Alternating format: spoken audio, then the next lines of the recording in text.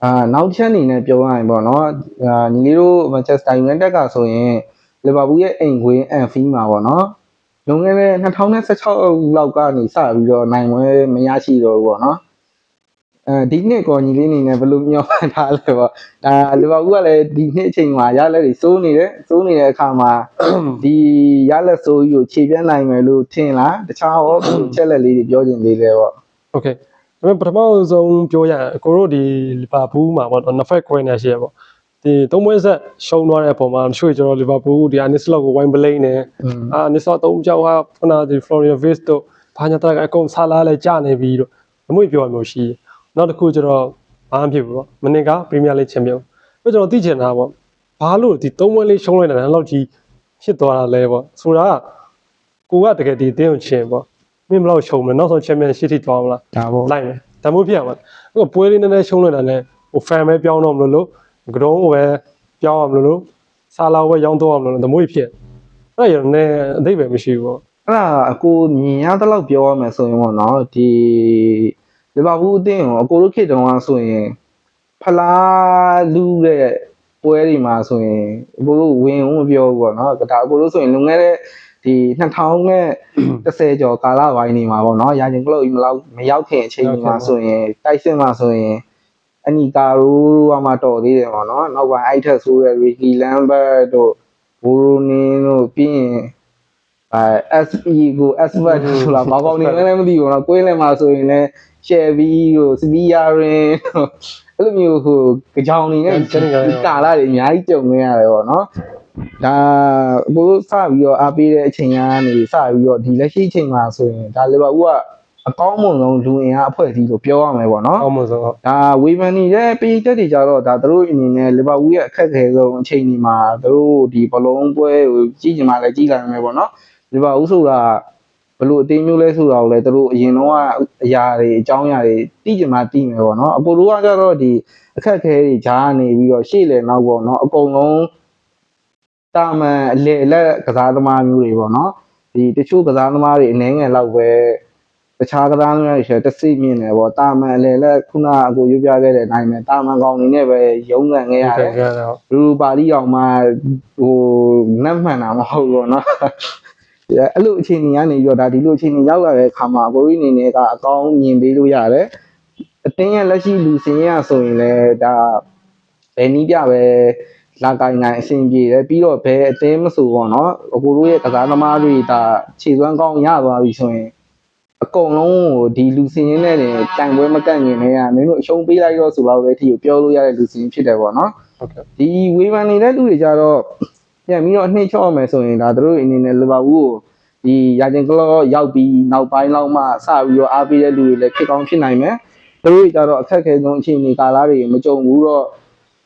ဟိုအတင်းကိုချစ်တဲ့စိတ်အရင်လွန်ကြီးသွားတဲ့အခါမှာပေါ့အချစ်ကြီးအမျက်ကြီးတယ်ဆိုလိုမျိုးပေါ့နော်ဟိုအခက်ခဲတွေကြားထဲမှာမယုံကန်ခဲ့ပဲနဲ့ဒီလိုမျိုးတောက်ပြီးတဲ့ကာလမှာလီဗာပူးရဲ့အားပေးတဲ့လီဗာပူးဖန်ဖြစ်လာတယ်လီဗာပူးဖန်ဖြစ်လာပြီးတော့ဒီသူတို့အနေနဲ့လည်းကျန်တဲ့အတင်းတွေကိုဟိုဥမာမျိုးမန်ယူဆိုရင်၃ပွဲပဲရှုံးနေပါလေဒါသူတို့လည်းလေတိုက်ခဲ့မှာပဲပေါ့နော်သူတို့ကိုယ်တိုင်ပြန်လေတိုက်ခံတဲ့အခါမှာဆိုရင်အတင်းဘက်ကိုအပြည့်မြင်ပြီးတော့အသုံးမကျဘူးဘာဖြစ်တယ်ညာဖြစ်တယ်ဆိုပြီးဒီလိုမျိုးဝေဖန်ကြတယ်လို့လည်းအကိုထင်တယ်နောက်တစ်ချက်ကတော့ဒီလောင်ကစားပိုင်းပေါ့နော်တချို့ဖန်တွေကြတော့အတင်းကိုရိုးရိုးတန်းတန်းအားပေးတာဆက်ဆိုင်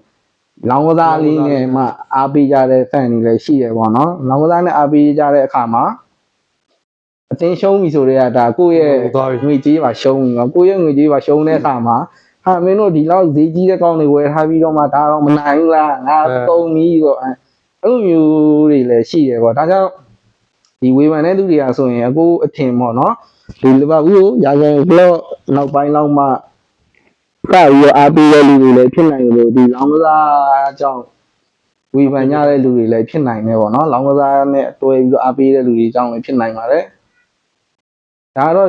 ဘယ်အတင်းနိုင်မှာမဆိုပေါ့နော်ကွဲနေမှာပဲပေါ့ဒီလက်ရှိအဓိကတော့အကိုကဘယ်လိုပဲဖြစ်ဖြစ်ဘလောက်ပဲကွဲနေလားဆိုလက်ရှိရဲ့အခြေအနေနဲ့အမှန်တရားကိုတော့မြင်အောင်လေးတော့ကြည့်ဖို့တော့လိုတယ်ပေါ့နော်ဒါအကိုတို့ဆိုရင်ဒီအတင်းရဲ့ကစားသမားတွေရောဒီအာနီဆိုတော့ဆိုရင်မနစ်ကမှဖလားယူပြပေးထားတာဆိုတော့အဲ့လောက်အထိ မဝေဖန်ခြင်းအကိုတို့ကတော့ဒါသူတို့ဘက်ပဲရက်တည်ရဲပေါ့နော် ပြီးတော့ဒီအကိုရဲ့ဒီဟို video channel တခုပေါ့နော် Liverpool is flying back ဆိုတဲ့ channel မှာကိုပြောရတယ် Liverpool ကကြောင့်အခုမှမျက်မှန်တက်တာပေါ့ okay မျက်မှန်စတက်တဲ့ကောင်ဆိုတော့ okay ကျွန်တော်စဉ်းစားတယ်အခုမှမျက်မှန်တက်ကစားကောင်လေးတယောက်ကဒီလက်လျှောက်တဲ့ခါတော့ error လေးတော့တက်မှာပဲ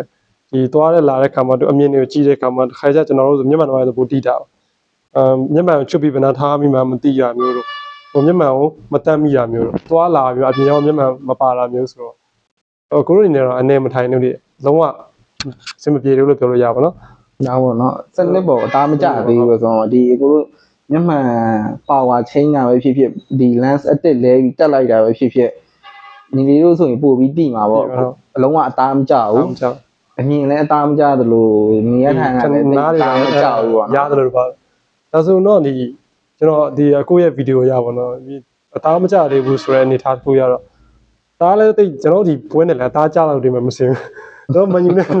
အသားမကျလောက်တယ်ထင်တာပဲဆိုတော့အသားကျဒီမျက်မှန်တလက်နဲ့ဆိုတော့အသားကျနည်းနည်းလေးတော့ကြာဒါတော့အခုလည်းမငင်းဘူးပေါ့ဒီပွဲမှာတော့ငါတို့အသားလုံးဝထိုင်ကျသွားပြီအသားကျသွားပြီဆိုတဲ့ performance မျိုး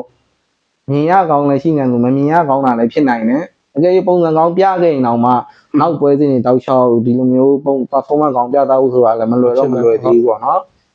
ကိုလိုအနေနဲ့အချိန်တစ်ခုလေးပေးဖို့တော့လိုသေးတယ်ပေါ့ကျွန်တော်ကတော့ဒီမျက်မှန်တက်နေတဲ့လူမျက်မှန်တော့ချွတ်ကြည့်စေချင်တယ်ပေါ့ဒီဘာဘူးမျက်မှန်ချွတ်မှကန်စေချင်ကန်ယူမှအဲ့လိုကန်အောင်လုပ်ပေါ့ဘာလို့ခုမှမျက်မှန်တက်တယ်လို့ဆိုသူ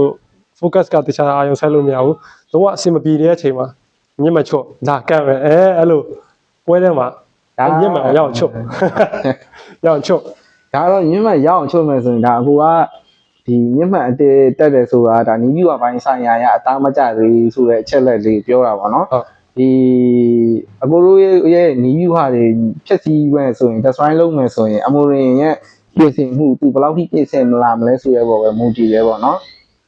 သူ့အနေနဲ့ကဒီ5 back ကြီးတုံးပြီးတော့ Liverpool ကိုခေါင်းက attack နဲ့ပဲတိုက်နေဆိုရင်အဲ့ဒီပြင်ဆင်မှုကအကိုတကူကြီးအမြင်အားဆိုရင်တော့တိတ်ပြီးမလုံလောက်သေးဘူးလို့တော့ထင်တယ်ပေါ့နော်ဘာလို့လဲဆိုတော့ Arneslo အနေနဲ့ကရှေ့ပွဲစဉ်တွေမှာသူတောက်လျှောက်ဒီအချက်နဲ့ပဲသူတိတ်ခံရတာပေါ့နော်သူတိုက်တယ်တိုက်စစ်စင်တယ်တိုက်စစ်စင်ကဘောလုံးတစ်ချက်ပြတ်တာနဲ့တိုင်ဘက်တွေအကုန်လုံးကရှင်းလင်းမြန်ပဲပြေးပြီးတော့ခေါင်းတာအတက်ချက်ချင်းလှုပ်တယ်လှုပ်တဲ့အခါမှာလူပေါင်းနောက်တော့မှ space တွေကျဲကြီးတွေနဲ့ဘိုးတွေပေးရတယ်ပေါ့အဲ့ဒီအချက်ကိုပြင်လာနိုင်ခဲ့မယ်ဆိုရင်ဒါအကိုတို့က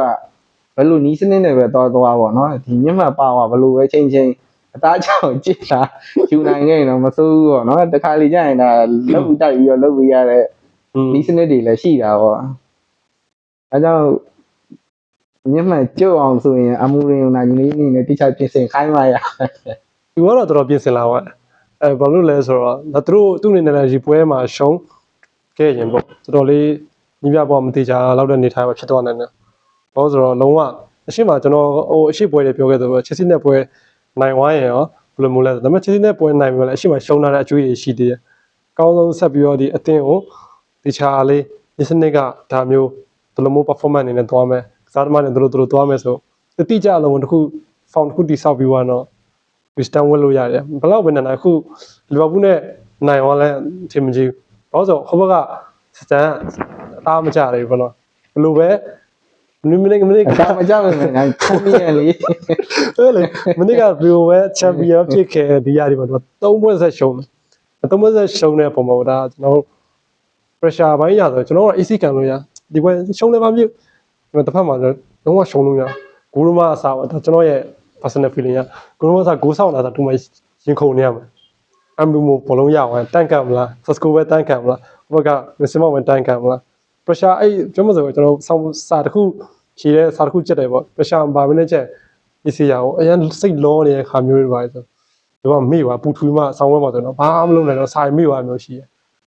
ဒီဘာဘောတော့ခုချိန်နေမှာအဲ့လိုနေထားကြအောင်တော်တော်လေးဒါတော့ညီလေးပြင်းနေအနေထားပါနော်တခါကျရင်ဒါညီလေးရဲ့အနေထားကြတော့အရင်အဆိုးဆုံးအနေထားလေးမဟုတ်သေးဘူးပေါ့ဆိုးတယ်ဒါပေမဲ့အကိုတို့တွေကဖိရရဲ့အောက်ကိုအရင်ရောက်သွားတဲ့အခါမှာအကိုတို့ဒီဥပမာလေးတစ်ခုအနေနဲ့သုံးသပ်ပြီးပြောရမယ်ဆိုရင်အပြေးပြိုင်ပွဲတစ်ပွဲပြိုင်ခိုင်းတယ်ပေါ့ညီလေးကပတ်စံ 10 သိန်းလောက်လိုတယ်ပေါ့တခုခုစိတ်ကူးကူပဲဖြစ်ဖြစ်ပေါ့မင်းအပြေးပြိုင်ပွဲပြိုင်ဒီပြိုင်ပွဲကိုနိုင်ရင်မင်းက9 သိန်းပေးမယ်ဆိုရင်ဒါညီလေးနဲ့တခြားတစ်ယောက်နဲ့ပြိုင်တဲ့အခါမှာညီလေးလူအချက်က10 သိန်းဒါပေမဲ့9 သိန်းလောက်ပဲရမယ်ကိုလူအချက်တော့မပြည့်ဘူးဒါပေမဲ့9 သိန်းလောက်ရလည်းမစိုးဘူးပေါ့ဆိုတဲ့စိတ်နဲ့ကိုယ့်ရဲ့လူအချက်ကိုတစ်ဝက်လောက်ပဲရမယ်ဆိုရင်တော့မှဒါညီလေးအနေနဲ့အပြေးပြိုင်တဲ့အခါမှာနိုင်လောင်းလဲနိုင်တယ်လို့ဒီကိုယ့်ရဲ့ပြိုင်ဘက်ကအရန်တော်တဲ့အခါမှာအရန်မြတ်နေတဲ့အခါမှာကိုယ်ကရှုံးကောင်းလဲရှုံးနိုင်တယ်ပေါ့ဒါပေမဲ့ဘလို့အခြေအနေမျိုးမှဆိုရင်ညီလေးအနေနဲ့အားကိုညှစ်ပြီးပြေးမလဲဆိုကိုယ့်ရဲ့အနောက်ကိုလုံးဝကိုယ့်ကိုတတ်မဲ့လူတယောက်ရောက်ပေါ့နော်ဟို လိုက်တက်နေရလို့ လိုက်တက်နေတဲ့လူတယောက်တာမင်းကမိရနဲ့မင်းအတေပဲကွာမင်းနိုင်မင်းဘဝကြီးတစ်ခုလုံးလွတ်လပ်မယ်ဆိုရင်ညီလေးအနေနဲ့ကဖိအားခြင်းကတော့မတူဘူးပေါ့တစ်ဖက်မှာကျတော့ကိုလိုအပ်တဲ့အရာကိုကိုရအောင်ယူဖို့အတွက်ဖိအားတော့မရှိမှရှိတယ်တစ်ဖက်မှာကျတော့ဖိအားကျတော့ တက်ရှင် အဆုံးစုံထိကိုများသွားပြီဆိုရင်ကျတော့ပို့ပြီးတော့ညှစ်အားတွေရောယုံအားတွေရောပို့ပြီးတော့ထွက်လာနိုင်မှာနော်အခုမြင်ရတော့ဒီပွဲဟာဒါလီဗာပူးအတွက်ကတော်တော်လေးဖိအားများလို့ねတော့ဖိအားတွေကြားတွေကကာလာပဲအဲ့တော့သူတို့ညှစ်ပြီးတော့ဒီပွဲကိုဆော့မှာပဲ ကျွန်တော်တော့9 သိန်းနဲ့ပဲထင်တာ ဒါအသိဉာဏ်လို့ထင်နေဆိုပေမဲ့ဒါအကိုတို့ကဒီလိုအပ်တဲ့အနိုင်သုံးမှမဟုတ်တော့ဘူးပေါ့နော်ဒါအကိုတို့အနေနဲ့ဒီပရီးမီးယားလိမှာရှုံးပွဲတွေကြုံနေပြင်မဲ့ဒီဂါလာတာစရီနဲ့ပွဲလိုမျိုးမှဆိုရင်ဒါအနိုင်ရအောင်ပဲဖြစ်ဖြစ်မရှုံးအောင်လို့ကန်ခဲ့တင်တယ်ပေါ့အဲ့လိုပွဲမျိုးတွေမှာဒါဒီမရှုံးခဲ့ဘူးဆိုရင်ဒါဒီအချိန်မှာသူတို့ပေါ့ဖိအားရောက်တော့ဝက်မရောက်တော့ဝက်ပေါ့နော်ဖိလုံးဝအပြည့်အဝကြီးဘဝကြီးနဲ့ရင်ရလောက်တဲ့ဒီဖိအားမျိုးတွေမရသေးဘူးပေါ့ဒီလိုအချိန်မျိုးမှာဒါသူတို့အနေနဲ့တက်တည်မပြနိုင်ဘူးဆိုရင်နောက်တက်တည်ပြနိုင်ဖို့တော့ကတော်တော်လေးဝေးကွာသွားပြီပေါ့နော်ဘာလို့လဲဆိုတော့ဒီမိန်နဲ့ပွဲပြီးရင်နောက်ကံမဲ့ပွဲတွေဆိုတာတကဘာလုံးဝလည်းကြည့်ကြမှာကြည့်မှာပေါ့နော်အကိုတို့လီဗာပူးဖန်နေနဲ့တိုင်ဘက်အသေးဖန်နေလောက်ပဲကြည့်ကြမယ်ပေါ့နော်ပြီးတော့ဒါတချို့လီဗာပူးအမှတ်ရောပါတယ်ဆိုတဲ့အတင်းဖန်နေလဲနည်းနည်းပါးကြည့်အောင်ကြည့်နိုင်မယ်ပေါ့ ကျွန်တော်တင်အစနေဒါပေမဲ့ဒီလိုပွဲမျိုးကတော့ဘုံကကြည့်ကြမှာပေါ့နော်လူအများကြီးကြည့်ကြမှာပွဲမျိုးဖြစ်တဲ့အခါမှာဖိအားအကြီးကိုဒီအောက်မှာအကောင်းမွန်ဆုံးအတန်မာဆုံးရုံထွက်ပြသွားမယ်လို့တော့အခုထင်တယ်ပေါ့နော် ကျွန်တော်တို့ဘက်မှာကျွန်တော်တို့ဟောဒီမန်ယူကိုတော်တော်လေးဝစ်စတန်ဝစ်ကြဟိုနံပါတ်အဆင့်အခုအဆင့်1ကအာဆင်နယ်အဆင်နယ်ဆိုလဲမန်ယူဘက်ကပဲအဲ့လိုပွဲဖြစ်နေ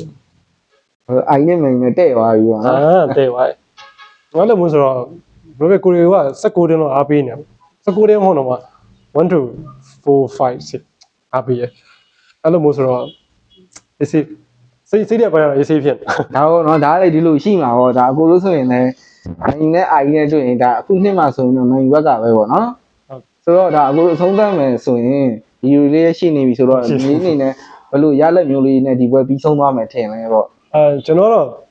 နှိမ့်ဆုံးတည်ပဲတည်ဘလိုပဲတည်1-1နှိမ့်ဆုံးကတည်နှိမ့်ဆုံးတည်ပဲတူပဲပေါ့တည်တော့တူ အညီလေးအနှိမ့်ဆုံးသေးဆိုအခုလည်းအနှိမ့်ဆုံးတည်ပဲအတီးလောက်အတီးရတာလီဗာပူးလည်းအနှိမ့်ဆုံးတည်ပဲပေါ့နော်ဒါအခုအနေနဲ့ဒါနည်းနည်းထပ်ဆောင်လေးပါညှို့ရမယ်ဆိုရင်လီဗာပူးနဲ့မန်ယူဆိုတာကမထင်မှတ်ထားတဲ့ရလက်မျိုးတွေလည်းဖတ်ပေါ်တတ်တယ်ဒါပက်စီလေးဖြစ်နေပေမဲ့7 8တွေပါလေတောက်ကောင်းတောက်ရနိုင်တယ်ဒါကြောင့်ဒါအကိုတို့အနေနဲ့ဒါဟာသားဖြစ်ပြောတာပါဘောနော်ဒီပွဲမှာအနေဆုံးတော့တည်ပဲအနေဆုံးဒီတစ်ဖက်ကိုတကူလောက်စီကတော့စမယ်လို့တော့ထင်တယ်ပေါ့နော်နောက်တော့ဆုံးသက်မှာဒါအကိုအနေနဲ့2-1ဒါမှမဟုတ်ရင်3-2လို့ရလက်မျိုးနဲ့လီဗာပူးနိုင်ကောင်းလဲနိုင်သွားနိုင်တယ်ပေါ့နော် good different တော့နည်းမှာပေါ့အဲ့လို good different တော့နည်းလည်းနည်းနိုင်တယ်များလည်းများနိုင်တယ်ပေါ့နော်ဒီလိုပွဲမျိုးတွေဆိုတာဒါအကိုတို့ကိုရလက်ကအရင်ခံမှန်းလို့မရဘူးနီးပြဖွာပိုင်းဆိုင်ရာအပြင်ဟိုမှနှစ်သိန်းလုံးရဲ့ဒီစိတ်သက်ပိုင်းဆိုင်ရာတွေအစတိုင်ဆိုင်မှုတွေပြင်းထန်တဲ့ပွဲဆိုတော့အားလုံးအတူတူရင်ခုန်ကွာနဲ့စောင့်ကြည့်ရမယ့်ပွဲဖြစ်တယ်ပေါ့နော်တော်တော်လည်းအန်တီများပါပါပွဲကြည့်ပြလိုက်တယ်ဆိုတော့ဒါအကိုတို့ဒါညီလေးအနေနဲ့ကလည်းအနှိမ့်ဆုံးတည်တူဒါအကူကကျတော့1-1ကနေစမယ်2-1လို့ဒါ3-2လို့မျိုးလောက်ဖြီးတော့ထင်တယ်ပေါ့နော်ဆိုတော့အကူတို့ဒါဒီဗီဒီယိုလေးဒီမှာပဲအဆုံးသတ်အောင်ပါနော်ကျွန်တော်တို့ဒီဗီဒီယိုလေးစောင့်ကြည့်နေကြတဲ့ညီကိုတွေကရောဒီ ဒီပွဲမှာဘလို့ရလက်မျိုးထွက်ပေါ်လာမယ်ထင်ကြလဲဆိုတာကို comment လေးမှာဝင်ရောက်ဆွေးနွေးပေးကြလို့ရပါတယ် ဟုတ်ကဲ့ပါ အားလုံးကိုကျေးဇူးအများကြီးတင်ပါတယ်ခင်ဗျာ